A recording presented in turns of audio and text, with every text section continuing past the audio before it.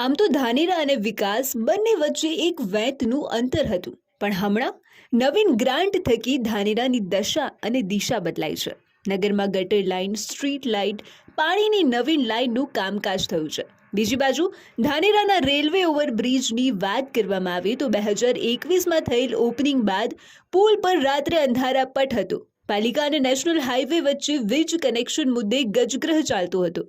પરિણામે રાત્રે પુલ પર અંધારપટ હતો અને એ જ બાબતે ભાજપ શહેર પ્રમુખ તરુણ મોદી અને મહામંત્રી રાજેશ ત્રિવેદી અને જેવી રાજપૂતે લાઇટ મુદ્દે સતત પાલિકા અને ઉપરી રજૂઆત કરી હતી, જેનું પરિણામ હવે મળી રહ્યું છે. ગઈકાલથી જ પુલ પર લાઇટની ભેટ નગરવાસીઓને મળી છે. સતત આગેવાનોની રજૂઆતના કારણે ધાનેરાના વિકાસના કેટલાક કામો પ્રોગ્રેસમાં છે, તો બીજી બાજુ જૂના સામરવાડાવાળો રસ્તો ચાલુ કરવાની માંગ પણ કરી છે, જે પાલિકાએ પ્રોસેસ ચાલુ કરી દીધી છે. સાથોસાથ હાલ પાલિકાએ નેનાવા 3 રસ્તા પર ફુવારા સર્કલ પર ફુવારા ચાલુ કરી દેતા નગરનો નજારો પણ જોવાલાયક બન્યો છે.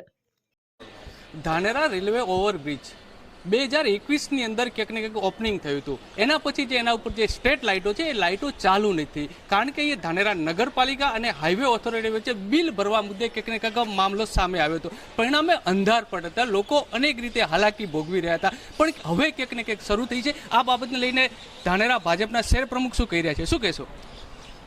આજે નગરપાલિકા દ્વારા જે ઓવરબ્રિજ રેલવેનો છે એના ઉપરની સ્ટ્રીટ લાઇટ ચાલુ કરવામાં આવી છે. કંઈક ઇસ્યુઓ પીડબ્લ્યુડી વિભાગને અને નગરપાલિકાને વચ્ચે હતા, એ ઇસ્યુને સોલ્યુશન લાવે અને સદંતરે સીઓ સાહેબે રજૂઆત અમે કરવાના હિસાબે સદંતર એનું નિરાકરણ લાવે અને આ કાલે 26મી જાન્યુઆરીના પૂર્વ સંધ્યાએ આખા ધાનેરાનો રેલવે ઓવરબ્રિજ છે જે જળજળી ઉઠ્યો છે. અને આવું બીજું કામ એમને નગરપાલિકા દ્વારા કરવામાં આવ્યું છે. જે સરદાર વલ્લભભાઈ પટેલ સાહેબની પ્રતિમા રાખેલી છે તેની આગળના ભાગની અંદર જે ફાઉન્ડેશન જે ફુવારો બનાવેલો છે એ ફુવારો વર્ષોથી બંધ પડેલો હતો, પરંતુ સીઓ સાહેબની રજૂઆત કરી એની પણ સદંતરે ધ્યાનમાં લઈ અને એ ફુવારો પણ ચાલુ કરવામાં આવ્યો છે.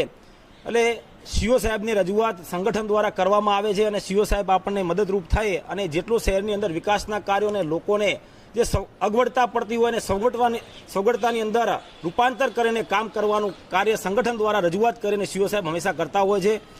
અને નગરની અંદર વર્ષો જૂનો એક બીજો પણ એક પ્રશ્ન થઈ ગયો હતો. જ્યારે ઓવરબ્રિજ બન્યો હતો, ઓવરબ્રિજના હિસાબે જે ઓવરબ્રિજના ઉપરના ભાગના રહેણાંક વિસ્તારો છે એને ધાનેરાના શહેરની અંદર અવર જવર માટે આ ઓવરબ્રિજ બનવાના કારણે બહુ તકલીફ પડતી હોય હતી.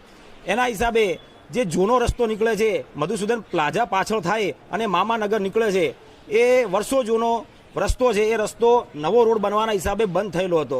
તે અવર જવર ઓછી થઈ ગઈ હતી, પરંતુ અમે નગરપાલિકાના સીઓ સાહેબના ધ્યાને રાખી અને એમને કીધું કે આ જૂનો રસ્તો છે એ તમે એની રજૂઆત આપણે મામલતદાર સાહેબ અને કલેક્ટર સાહેબને રજૂઆત કરો અને એનો નકશો બનાવે અને એ રસ્તો કઈ જગ્યા નીકળે છે એ આપ કલેક્ટરશ્રીને મોકલો. કલેક્ટરશ્રી દ્વારા સીએમ સાહેબને મોકલવામાં આવશે અને સીએમ સાહેબને અમે રજૂઆત કરી અને કેન્દ્રની અંદર એની રજૂઆત મૂકશું કે અંડરપાસ અહીંયા નીચે બનવો જોઈએ, જેના હિસાબે નાના વ્હીકલો અવર જવર માટે એમને અનુકૂળતા રહે અને ધાનેરા શહેર અને ઉપરના ભાગનો જે હાલની તારીખની અંદર પ્રશ્નરૂપ મોટામાં મોટો પ્રશ્ન છે એનું સોલ્યુશન આવે.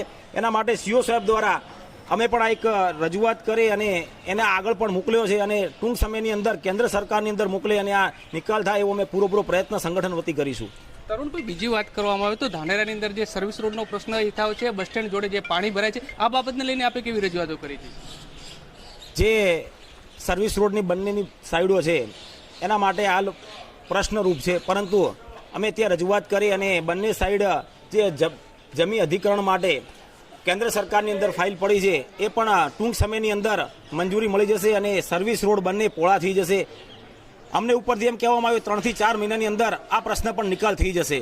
સાથે જે ચોમાસાની ટાઈમની અંદર જૂના બસ સ્ટેન્ડ ઉપર અને નગરપાલિકાના આગળના ભાગની અંદર ચોમાસાની અંદર પાણી બહુ મોટા પ્રમાણની અંદર ભરાતું હોય છે, તો સીઓ સાહેબને અમે રજૂઆત એવી કરી છે કે આ કાયમી માટે નગરને જે આ પ્રશ્નરૂપી છે એ નિકાલ કરવા માટે આપ એવી યોજના બનાવો જેથી આ પાણીનો સદંતર નિકાલ થાય અને વરસાદ જેવો ઊભો રહે એવો પાણીનો નિકાલ થઈ જવો જોઈએ. એવી યોજના પણ ટૂંક સમયની અંદર અમે સીઓ સાહેબને રજૂઆત કરી છે, બનાવી અને સરકારની અંદર મોકલવાના છે. અને સરકારને અને અમે સંગઠન, જિલ્લા સંગઠન, ધાનેરા તાલુકાના આગેવાનશ્રીઓ સાથે રાખી અને રજૂઆત કરીને ટૂંક સમયની અંદર આ મંજૂર કરાવવાનો અમારો પૂરો પ્રયત્ન હશે. અને જે ધાનેરાની અંદર ખુલ્લી ગટરો છે એ પણ પેક કરે એવો સીઓ સાહેબને અમે રજૂઆત કરેલી છે, બંધ કરી. બહુ સારી બાબત છે.